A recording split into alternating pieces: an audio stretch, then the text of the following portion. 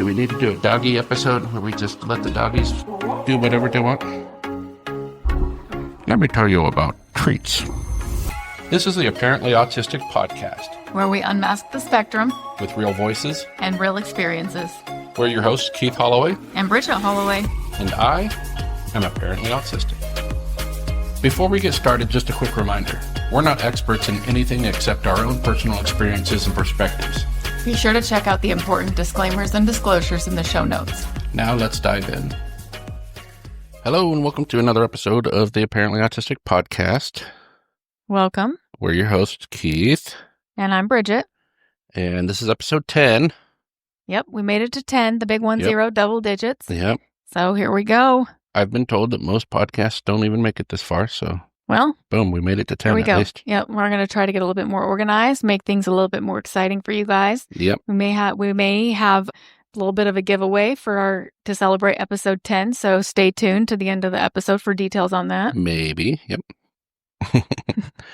Kind of related, our merch store. Check out our merch store. I'm wearing another merch shirt from our store that says high functioning is not a compliment. Yep. So be sure to check out our merch store. See what we got there. Yeah. I'm going to be organizing that a little bit different and getting some new products on there. So if you might see some changes over the next few weeks, but Bridget she's already been designated the social media person. I make one post this week. She made one post and got a whole bunch of reactions and stuff. So yeah, it's kind of fun for me to interact with the audience and give a different perspective. Well, because I've noticed a lot of the comments are from like other neuro anchors. Yeah, definitely. And that people who have kids or spouses, just other people in their lives. So yeah, I think that it's kind of a missed opportunity when you get into, I mean, in general it is, but there's a lot more autistic mom groups for young kids. And as you get older and have adult kids or spouses, there isn't as much and as many resources out there. So yeah, I'm enjoying those interactions. So we'll keep that up. But this week, what do we have this week?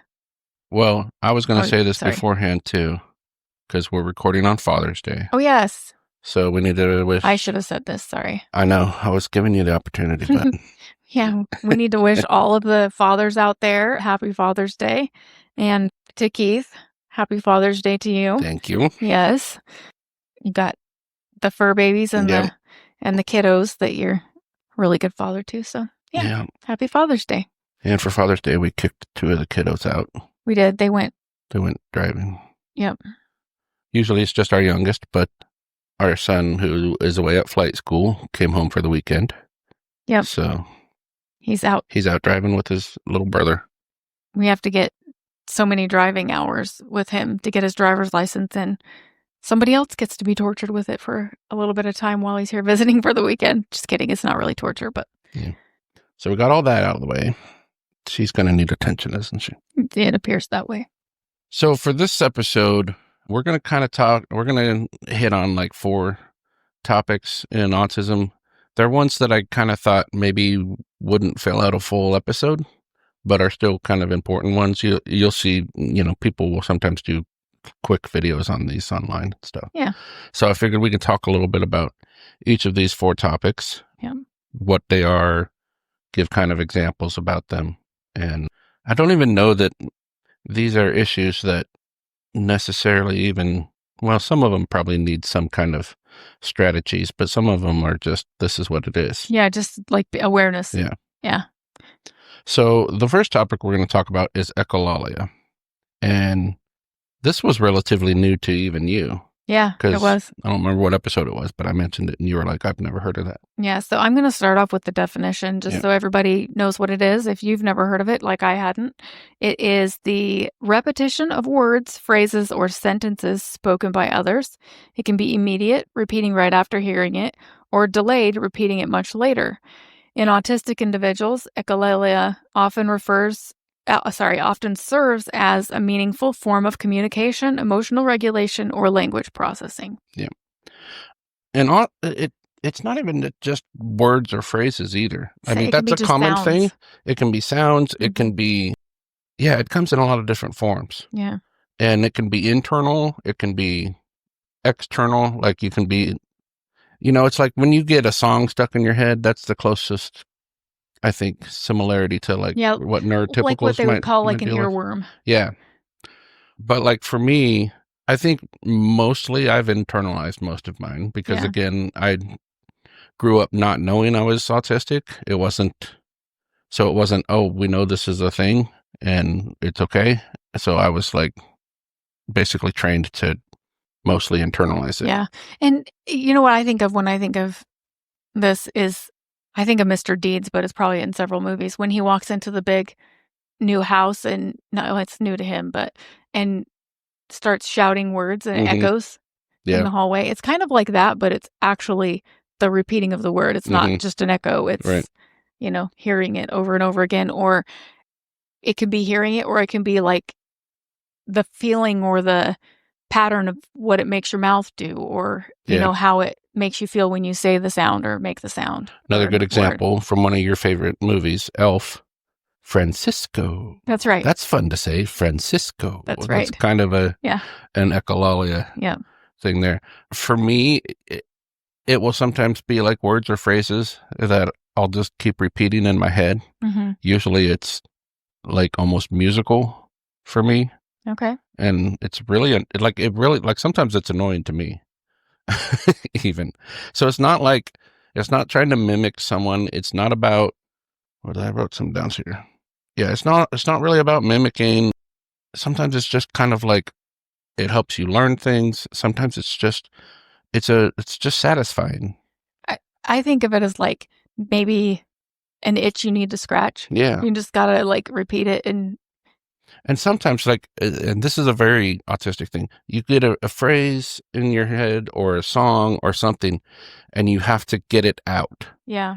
And that's a phrase that I've used even before I knew I was autistic. I would have like these ideas of how to like make a song different or whatever. And I'd be like, I have to get it out. And so that's like, I like to do MIDI on the computer, like write songs on there. And that was one of the ways that I would get it out of my head. But yeah, for me too. So one big thing, and this kind of drives one of our kids crazy if he's too close to me when I'm doing it. I make clicking sounds. Yeah. And for me, it's like, it's kind of weird. I have all these different types of clicking sounds I can make with my mouth, whether it's with my throat or my teeth or whatever. And I'm doing like a beat. It's like a drum beat almost. Yeah. And all the different clicks are different parts of it. And I hear it perfectly in my head. But anyone who's like standing next to me just hears like these clicking sounds. Yeah. And on it the probably outside, drives it's them like crazy. Muffled because obviously it's inside of you. So yeah. And then the other thing that I would say, especially when it comes to echolalia, I've told Bridget this, when I'm driving home alone and I'm listening to music, like people would probably think I'm a weirdo. Because like I told the kids when I was in marching band and percussion and drumline and stuff, we have like our own language for like talking through parts and saying different things. And, and like I'll do that with like the drum parts when I'm driving home or something like that. Yeah. Or I'll go from singing one part to whistling the harmony to, like, but yeah, it's definitely a form of self-expression sometimes. My experiences with it is mostly it's just a satisfying thing. Yeah. That's what it seems like to me, just observing it and, hearing you talk about it. So it's kind of, and like I said, it's not even a conscious thing. It's kind of subconscious sometimes. Yeah. Just kind of like not really paying attention to what we're doing or what I'm doing. And yeah. Yep. Cool. Well, that is echolalia, and you may see it in autistic people or, observe examples of it throughout your life, but that's what it is. It's kind of a needed, they need to get it out. And sometimes when in like higher support needs individuals, it will be exhibited at times that you may deem like inappropriate socially because it's like disruptive, or it can be like a repetitive noise and you just don't understand why, but it's part of routine or ritual that they do.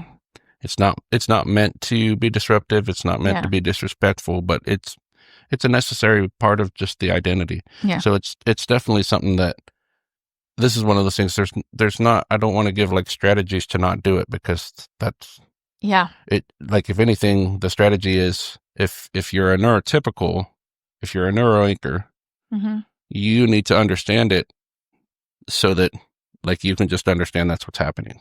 Or maybe help the person that you care for, or the person that you're with that's autistic, be in a safe space to get that out of their system. Yeah. Like, maybe you can help accommodate them. So just, some thoughts but yeah, like you said, the goal is not to say, oh, don't do it, because that would be masking. Like, that's really what that amounts to. So yeah, this is not a, how do you not do it? Yeah. That's just something that we do. Yep. All right. Our second topic is autistic inertia. Is this something that I think we've talked about it a little bit, but not like in detail. Yeah. The definition on this one is: autistic inertia refers to a neurological difficulty with starting, stopping, or switching tasks, even those that are desirable or necessary. It is not caused by laziness or lack of motivation, but by differences in executive functioning and mental state transitions. Okay, yeah, so this one. So first, let's talk about what inertia really means. Inertia is like, in physics, inertia means it's basically, a body at rest tends to stay at rest unless acted upon by an outside force. A body in motion tends to stay in motion. It's basically the resistance to change. Yeah. And so, autistic inertia is the resistance to start something or stop something or transition, and it, like, you can't explain it. And depending on how extreme it is, it may be the resistance, or it might just be the difficulty in doing it. Yeah. Like, you need to do it, but you just don't have. Well, like, one example that is really common with autistic people is taking a shower. Yeah. Like, especially, like, some people, showers are horrible sensory experiences. Yeah. But there are even if you love taking a shower, even if you enjoy being in the shower, getting in the shower is the hard part. Yeah. Like, you're fine not in the shower, you're fine in the shower, but transitioning to being in the shower is what the inertia is. That's the difficulty. And again, it's not laziness, it's not a lack of motivation. It's just it's that really difficult to describe to someone who doesn't experience it, that I just can't. Yeah. And I remember trying to say that or explain that to you even before I was diagnosed about some things. Like, I just can't do it. Yeah. The best explanation for that, and it kind of applies to just executive dysfunction in general too, is someone who is like, okay, go in your kitchen and turn on the stove and then touch it. Yeah. It's like, you physically can do that, but you can't get your brain to do it. Yeah. Like, you're not going to be able to get your brain to do it. It's kind of like you could never bite off your own finger. Right. Because your body wouldn't let you do that. Right. But in our case, it might even be something that we want to do. It's just that transition to doing it. Yeah. So you said the term, and I know we've said this in previous podcasts, but we've never really explained it, I don't think, is executive dysfunction. Can you kind of explain that? Yeah. So executive function is basically it's your body's ability to just do the everyday things that are necessary to continue everyday life. Yeah. Eating, brushing your teeth, basic hygiene, like a lot of the basic stuff, changing into a clean pair of clothes. Like, there are people who are autistic who don't want to change their clothes. They're comfortable. Like, I've been wearing this for 3 days. And it can get gross and they can smell. And it's not, they have bad hygiene, they have executive dysfunction, unfortunately. And that's one of the parts of the spectrum that differs with people who are on the spectrum. when we talk about being on the spectrum, it's not from low functioning to high functioning. There's all these different aspects of it, and each person has different difficulties in it. And that's definitely one of them. Some really struggle with executive dysfunction to the point where they might shower once a week. Yeah. And it takes a lot of effort for them to even do that. And the autistic inertia plays into that too. Yeah. And, that one's a challenge. The hygiene and the things like that is a big challenge for a lot of people because it's something that culturally, we have to do. You don't want your loved one to be the person that you want to accept them as they are, but you don't want them to be the person that everybody shies away from or stays away from because they're smelly or whatnot. And ways that we can help with that is, I've heard of people owning, and I know that you have a lot of the same style of t-shirts. You own one t-shirt that you really like in several different colors, and just finding ways that, okay, this one outfit they like and they don't ever want to change out of it, so they'll wear it for a week straight and it's really hard to get them out of it. Maybe finding a way to have that one outfit that they're comfortable in, have several of them, so that they can still put on clean clothes and still be more socially accepted, but still be comfortable. And, accepting them for who they are in that's what they're comfortable in. You just gave yourself a bump on your hair. Oh, of course I did. But anyways, accepting them for who they are and how they're comfortable, but helping them to make that fit their life. Yeah. Like my work shirts, I have 4 work shirts that I prefer to wear. They're all the same style. 2 of them are even the same color. So I try not to wear those 2 days in a row because I don't want people thinking I'm wearing the exact same shirt, but it's not. And sometimes when it comes to stuff like that, sometimes it's a matter of comfort. This is the kind of shirt I like. I'll admit, when it comes to executive dysfunction, the thing that I struggle with the most is brushing my teeth. And it's remembering it's not that I don't want to brush my teeth. I don't like having bad breath or whatever. I just don't think about it when I have the opportunity to. Right. There's been times where I'll be headed to work and I'm like, didn't brush my teeth. And then I feel really self-conscious about it. Yeah. It's not that I want to be gross. It's not that I don't care. It's not that I, am I don't care if I've got stuff in my teeth or if my breath smells. I just don't think about it. There's this natural, and I speak about it, but I don't understand it because I've never experienced it. But, as I understand, neurotypicals just have this natural, this is what you do, and you don't even have to think about it.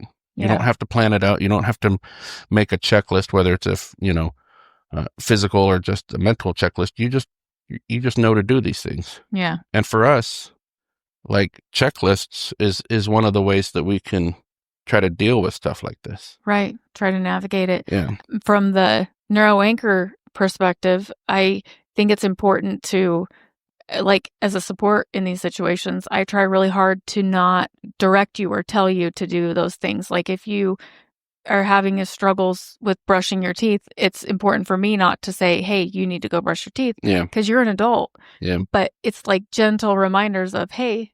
Sometimes you're just hey, I'm brushing my teeth. It's almost why don't you come brush your teeth with me before bed? So it just reminds me in that moment when I can actually do it. And I'm I need to do that. Yeah. And there's been times when you're I can't right now. And I'm okay.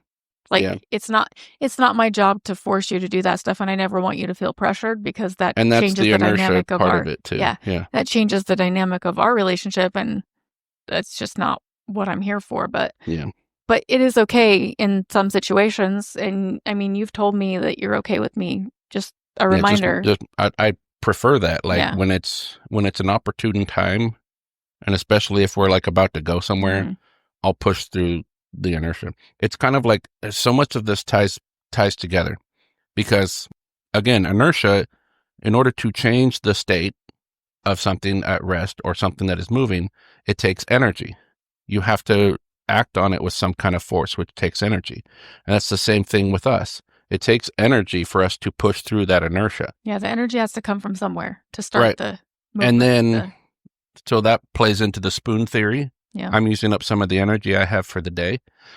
Burnout plays into this. If you're in burnout, you already have less energy, so it takes more to push through that. Yeah. So that's like all of this comes together to explain a whole lot. Of why there's challenges. Yeah. Why, like when you go into burnout, that's why one way you can tell someone's in burnout, because they haven't showered in a while and they just want to because it takes more energy to push through that inertia when you're in burnout than if you're not. Yeah. And so that's a really kind of it's a real good example of how all of this stuff comes together. A lot of the things we've talked about comes together. Yeah, they do kind of all fit and overlap. So hopefully we're explaining this in a way that I realized that we hadn't really explained executive dysfunction. If there's something we haven't explained that you guys don't know, like, don't hesitate to comment and we'll circle back around and visit, because if you're wondering, somebody else out there is wondering too, and we want to make sure we cover things. Well, and let's see, this is episode 10. So it was episode 8, I think, was the executive dysfunction one. So we kind of talked about executive dysfunction and how it made it hard for me to even we did talk prepare about for that, because we were going to do a whole episode on executive dysfunction. Yeah.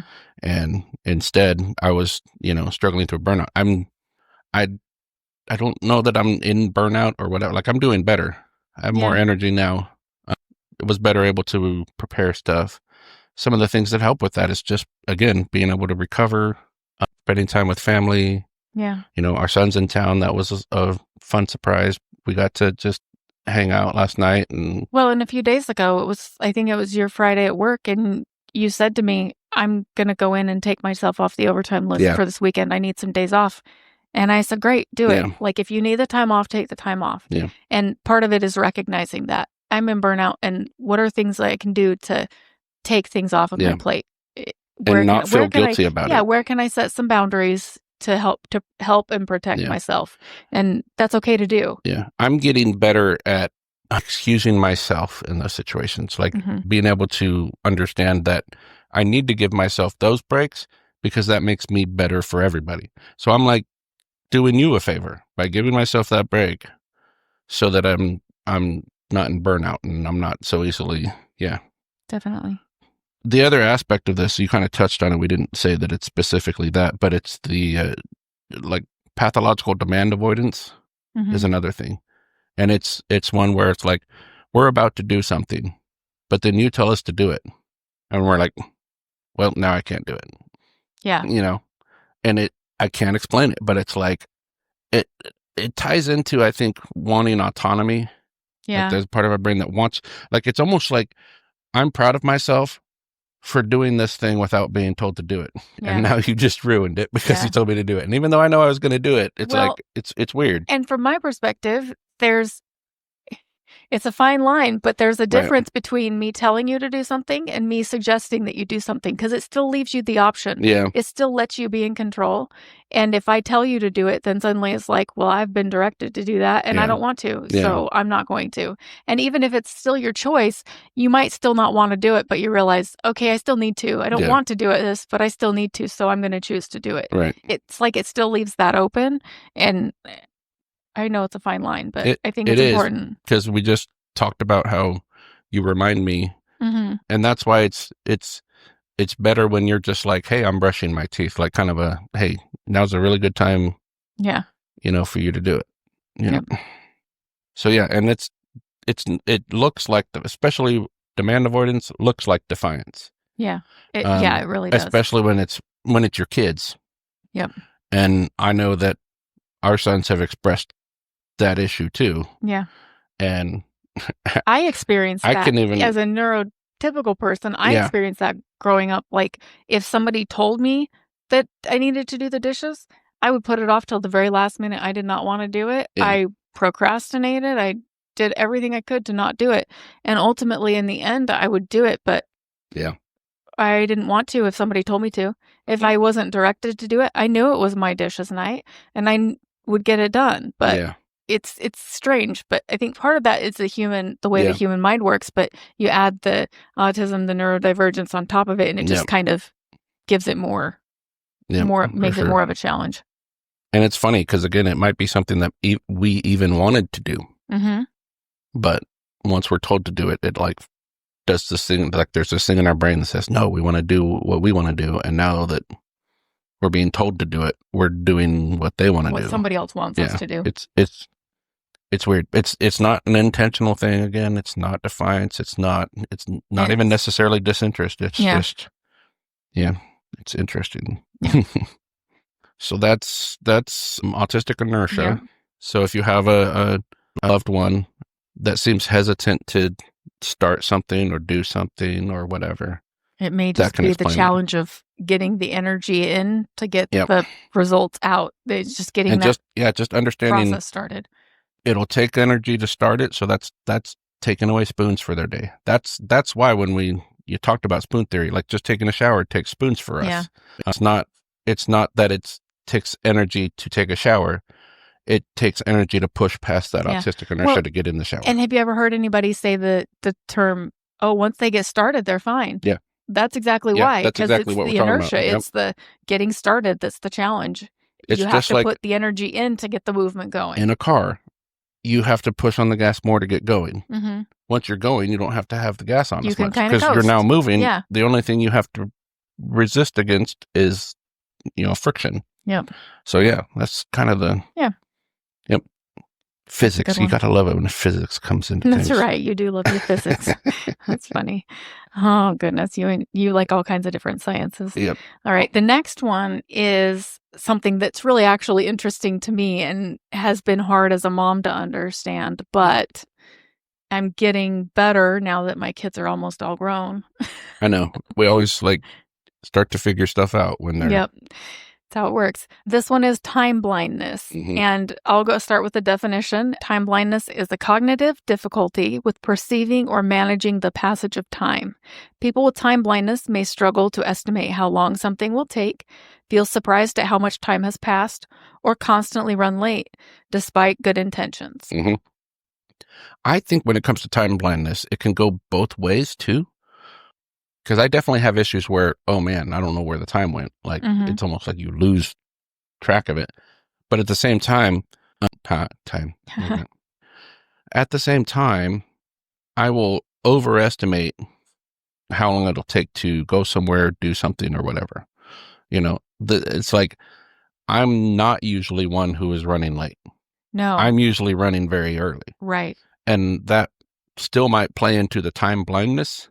And I don't know if that may have become a coping mechanism for me. Yeah, maybe. To deal with it, or it's a little of both.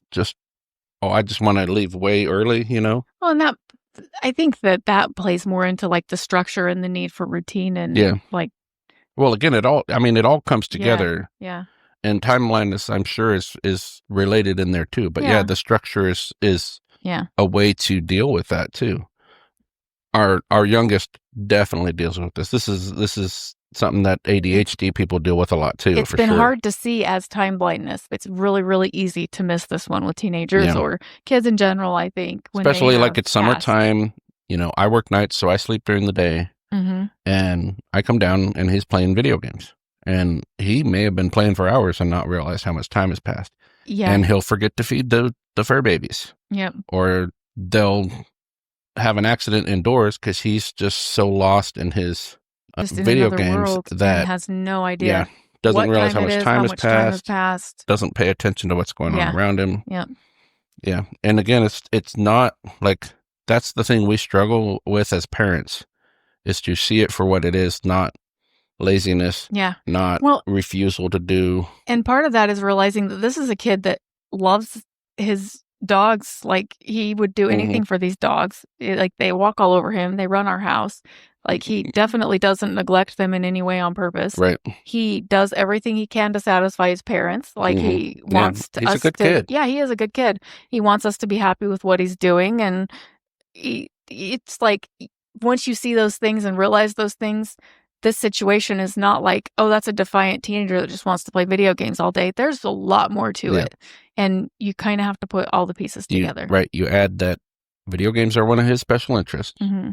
So anytime any of us are doing a special interest, that's definitely an area where time blindness will kick in. Oh, yeah.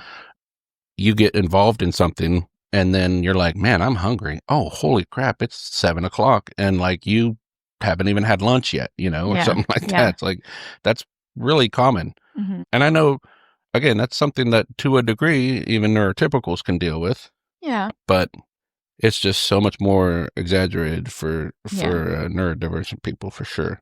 Again, this kind of comes into affecting transitions. It can lead to some emotional dysregulation because, again, as an example of how it's not intentional, you can like miss a deadline or miss something that you wanted to do yourself or needed to do or understood, and then you're like, dang it. Yeah. Well, and that's what I was thinking of when we were talking a minute ago. One of the things with our son is that we have to be really mindful to talk to him. We've always like tried to tell our kids, you know, you have these challenges, but you can use them as an explanation, but not an excuse. Yeah. And the challenge is not getting other people to understand that that's why you are the way you are, because we do need to help people understand, but also find ways that you can manage them. Yeah. And for him, it's like, okay, you know that this is a challenge for you. So if you're going to sit down and play video games and you're supposed to be doing this task, like let's use laundry as an example. He's supposed to switch the laundry. You need to set a timer to remind you, because you know that you could be sitting there playing video games and not realize that it's 6 hours later and you haven't switched the laundry. So knowing that about yourself and finding ways to navigate it, and, you know, encouraging people to find ways to work with this time blindness. There are workarounds, but you just have to be mindful of it. I do the exact same thing. On nights when I'm off, that's usually when I like to get the laundry done. Yeah. And it's the same thing. I'll start a load and then I'll be like, oh crap, it's like 4 hours later. I should have switched that load. Yeah. And sometimes I remember to set an alarm for myself to do it, and other times I forget. Yeah. So that's the big thing, is understanding. Yeah. We don't ever want it to come across as, oh, I'm ADHD, so that's just how it is. Yeah. Like, we're like, it's not an excuse. We understand. Yes. And we do our best to be understanding. But, you know, we've talked to him, like, you know, he's a junior in high school now. We're like, when you get in the adult world, people should be more understanding about this, but they're not. Yeah. Like, they're just not. So it's a challenge that we have to try to find ways to cope with and to deal with it. We call them workarounds. Right. You just know? Find workarounds for it. And it's another one of those things that's a fine line.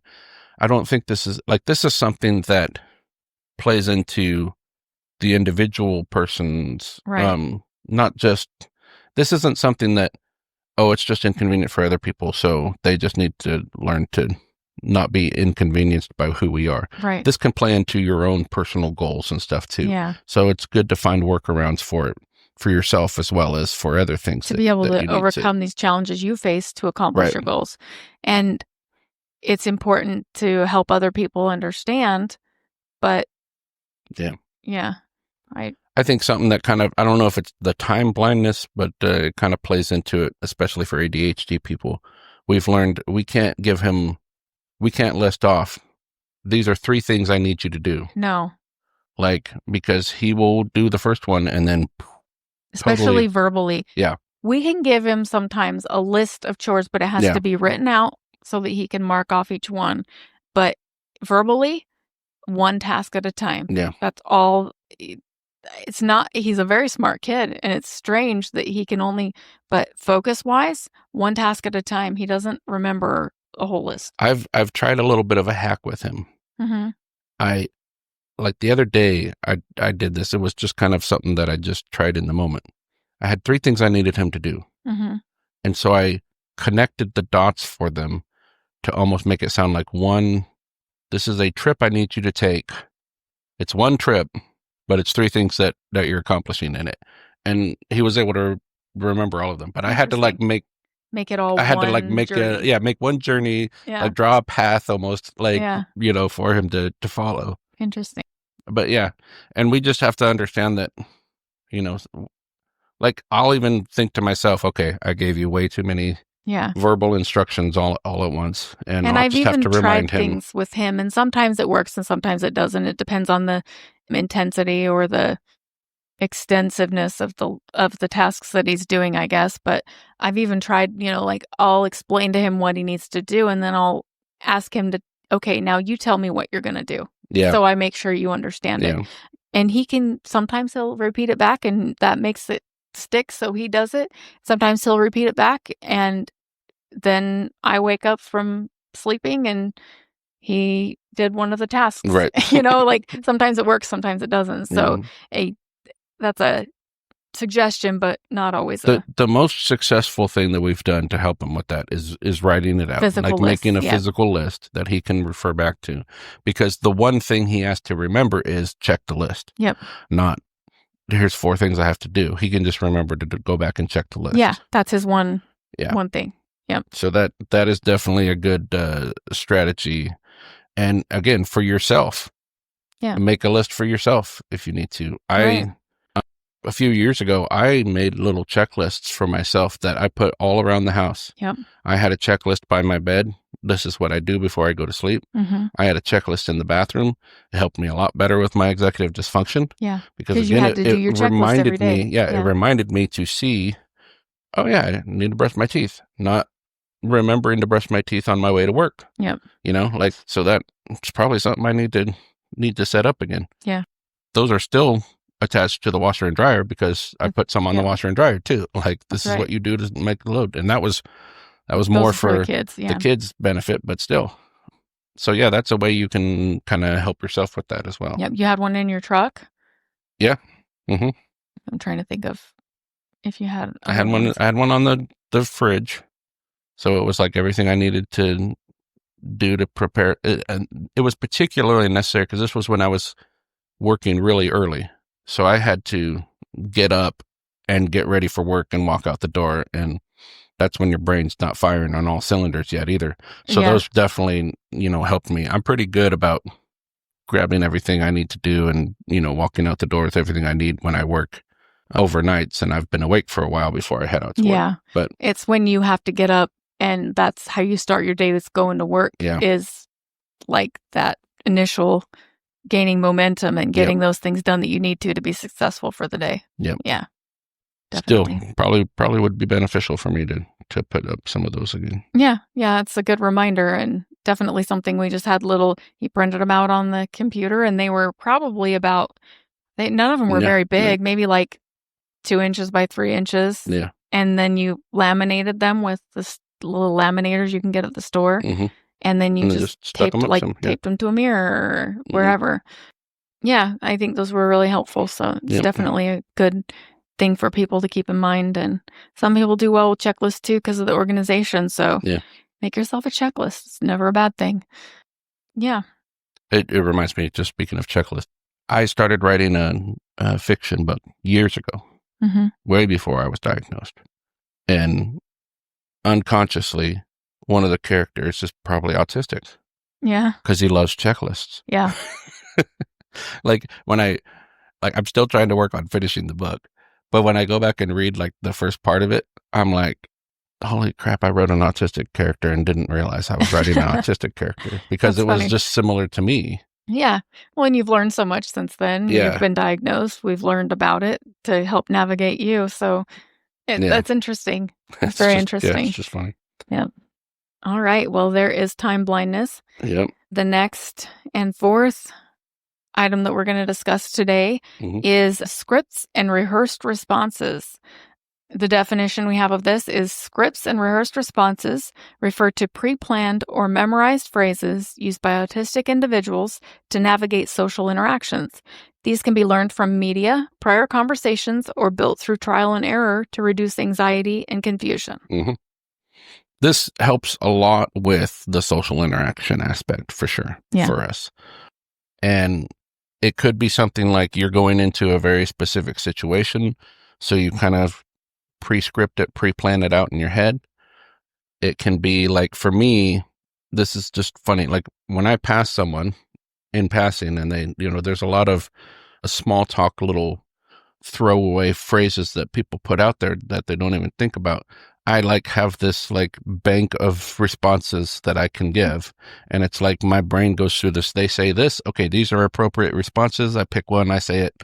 And it's kind of like a script, but it's like a algorithm or something in my head. And that's what I was going to say is the danger in this scripts and rehearsed responses is if you pre-plan this conversation in your head and somebody takes it a different direction, knowing how to respond and how to take, and that's a very common thing for us. It's like we want to plan it out so that we can come off as normal. Yeah.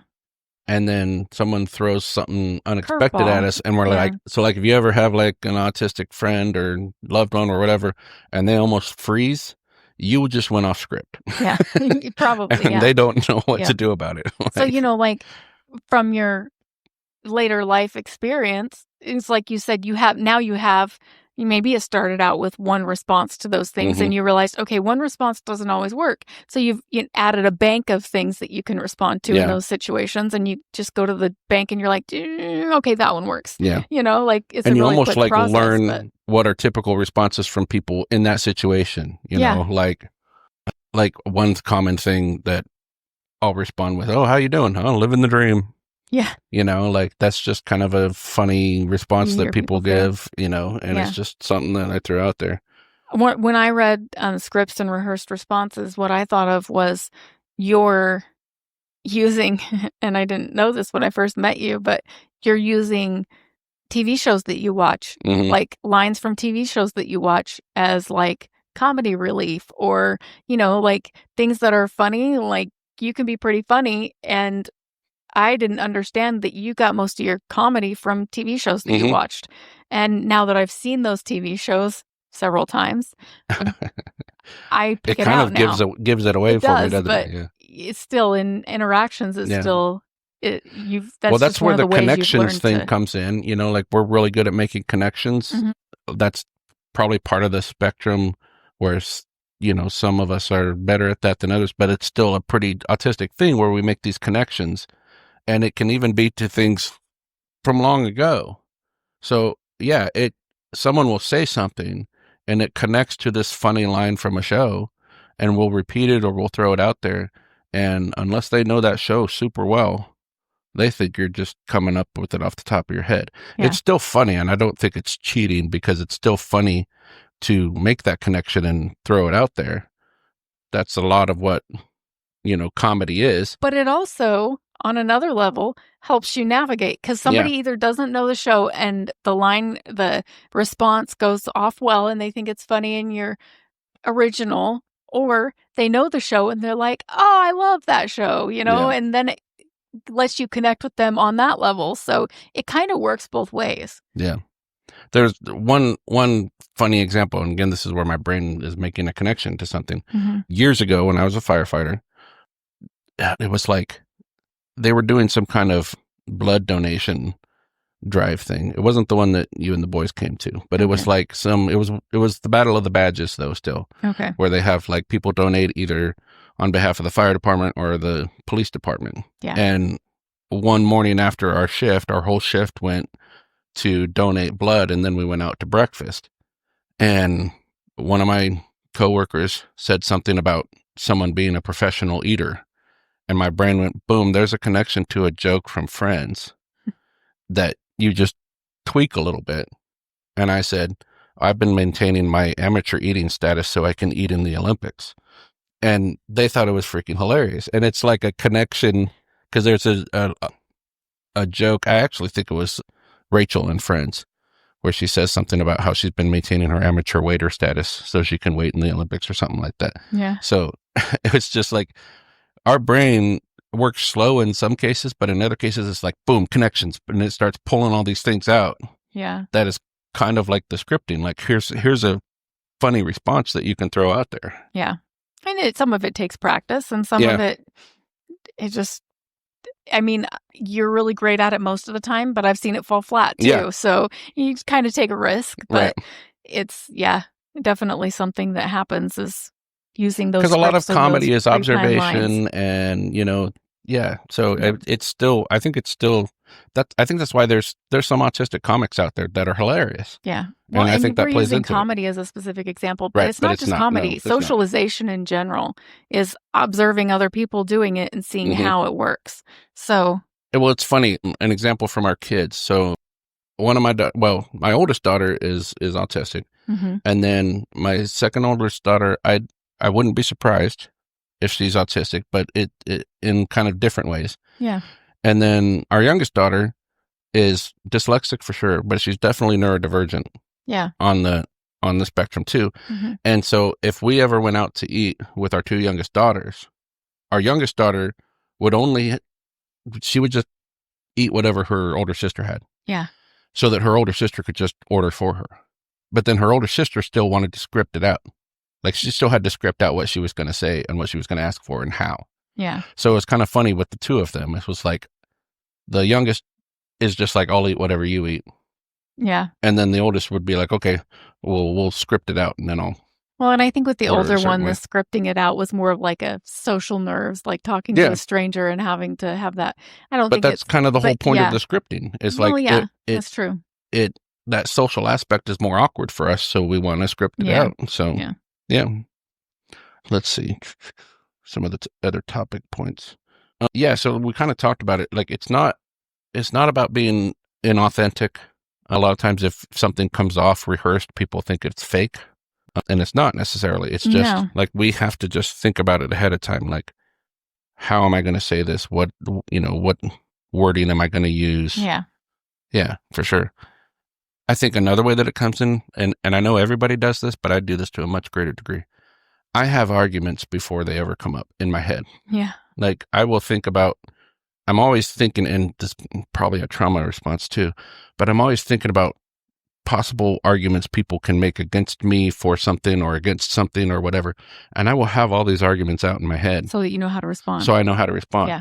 And you're miserable to argue with because it's like you come prepared. Yeah, I'm prepared. And I'm just like, I'm not one to argue. So I'm not great at that.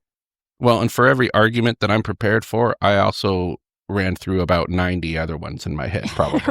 Right. So it's like every way it could go, I'm like scripting how it can go. And still there's times where if you go off script, I'm like, I got nothing.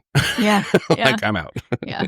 Kind of thing. Very interesting. And part of that comes into the aspect too of if you bring up an argument that I didn't think about ahead of time, it's not just, oh, you caught me off guard, but it's like, oh, now I'm not only not sure what to say next, I have to rethink what I'm arguing in the first place. Yeah.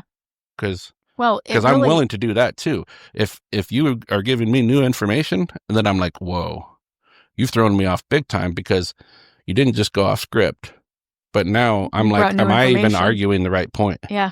Sometimes. So well, and it really works against us because I need time to process, and that just gives you time to prepare. Yeah, pretty much.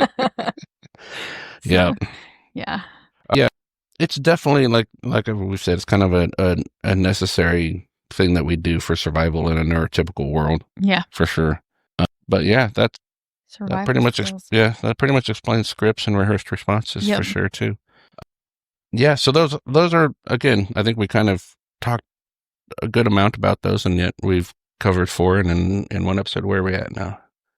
We're almost at an hour. Yeah. So yep, I think good topics that we hit on. If you guys have any more to add to those or questions, experiences, for sure, share them. Other people will, I'm sure, relate. If, like I said earlier, if you have a question about it, somebody else probably does too. Or if you have an experience, share it. And there's probably somebody else out there that will read your experience or hear your experience and go, oh, good, I'm not alone. Yeah. Like, that's kind of what this community is for. And we're hoping to bring, some unity that way, but just to help people navigate better. So. Yeah, for sure. Yep. So those were those 4 topics. Those are ones that I wanted to talk about, but I was always like, I don't think we can fill out a whole episode on these. On each one, yeah. Yeah. So, okay.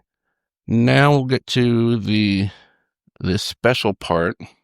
Yes. So this is episode 10, which is a milestone. Hopefully we'll add another 0 to the end someday. Right. But we wanted to do a giveaway for our listeners and watchers. So Keith's going to explain to you what that entails. So as for the 10th episode, we're going to be giving away a t-shirt from our merch store. And here's how you can enter to win the giveaway. So there's a couple ways. So first, hang on just a second. To be clear, the winner will be able to pick a t-shirt. Yeah. So it's not just like, this is a t-shirt, do I want it? It's you pick one of the t-shirts that are in our store. Yeah.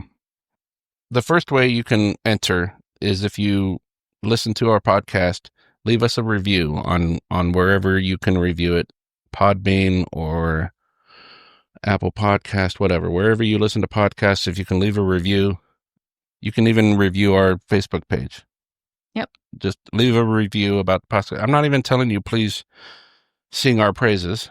Leave an honest review if you have. Although it can't hurt, wink, wink. Right. I'm just kidding. No, but just leave an honest review about how you feel about it, why you enjoy it, things that you find beneficial, and even things that you'd like to see more of, different, changed, or whatever. Yeah.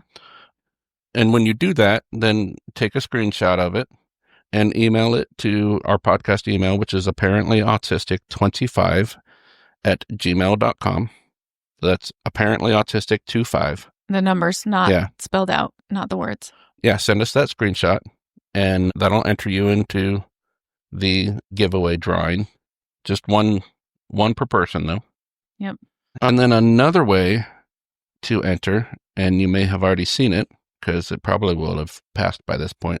At some point during this episode on YouTube, we'll put like a password or a code or whatever on the screen, and you just have to see what the password is and send us an email, again, to apparently autistic25@gmail. With the password. With the password. When you do send us the email, so here's the things we need in the email. We need your name, address, and phone number.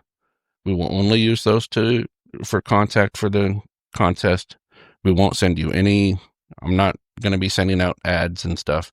Like, it'll be to ship it to you and communicate with you for that. And if you don't want a phone call, you prefer a text, you can put that in the email too, because we won't make people uncomfortable by being like, oh, we have to call you. So just know that we're not going to use your information for anything other than just sending just your basic contact information item, so we can make sure we get it to you right. Yep. On top of that, we want, let us know which shirt design you want, what color, and what size. Yeah.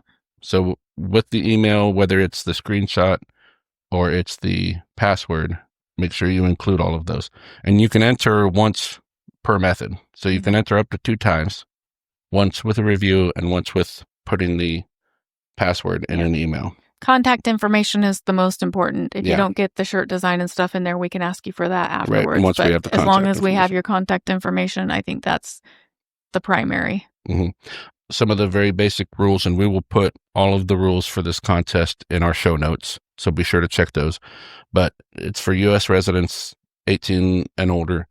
I know we have a few listeners outside the U.S. We're not quite at the point where we can afford or know how to handle international shipping yet. We'll get that figured out someday, I'm sure. Yep. But and we'll be doing more giveaways and stuff down the road as we grow. Unfortunately, for now, we'll do more giveaways as we grow. But for now, we have to just limit to 18 and older in the U.S. So the deadline for doing this is June 25th, and that is basically giving you a week from when this episode comes out, and then we will do a random drawing, and we will announce the winner on episode 12, which will come out on July 2nd. Yep. So we'll probably notify the winner before then. But and the announcement on the podcast will announcing the winner will probably be first name and like the city you're from. Just your first name. We're not going to give out your full name or anything. I know that people hesitate to enter things when they're worried that they're going to be like put in the spotlight. We won't do that to anybody, but we do want to congratulate you and recognize you. Yeah. All the concerns that you might have as an autistic person giving out your information, I 100% understand. So this will not be, maybe even business people will use these as a good way to get people's contact information. I'm not playing that game. Yeah. We won't be sending you unwanted text messages. We won't be, hey, here's our new thing. Like, if we ever do a newsletter, it's going to be like, hey, you can sign up for the newsletter telling us specifically you want to do that. We're not playing that game with this one. Right. This is just kind of a thank you for listening. Yep. It's a, tell your friends. Like, tell your friends, trying to grow the podcast. That's our only goal. All right. So that pretty much does it for this episode. I hope you kind of found this informational and learned something about those topics. Again, feel free to comment your own experiences, any other questions that you have. You can always feel free to send us questions for another Ask Us Anything episode that we might do later. Yep. Yeah. We will answer your question for you and then bank it to use. We really later. do enjoy interacting with people. On Facebook is probably the that's where we're like most active. I need to get all my accounts sorted out because the Instagram account for the podcast is tied to my personal Facebook account. And so sometimes I'll post things on my personal account and I'm a lot more opinionated on my personal account than I want to be on the podcast account. And it will automatically post it to the podcast Instagram. Okay. So I need to get those sorted out. So if it seems like, hey, that's you're kind of cutting people off on that, not on whatever, I'm not trying to do that. I understand that we all have different strong opinions about some things, and we can differ on those in another space. But I'm trying to keep that out of the podcast because we want to focus on our similarities, not what we're different on. So if that happens, just understand it's probably a mistake. Same with our TikTok. There's a lot of TikTok videos that I want to share that I need to make a personal TikTok account too. We'll work on getting those separated. Try to get those separated and fixed too. But cool. Well, and as always, like, comment. Subscribe, share, all download. Those good things. Tell your friends, family, whoever you know that you think this might benefit. And we love to hear from you guys. So meanwhile, we will see you next week. Get those entries in. And have a good week. Have a good week. This podcast is for informational and educational purposes only and does not constitute medical advice. Please consult a qualified healthcare provider for diagnosis or treatment of autism or related condition.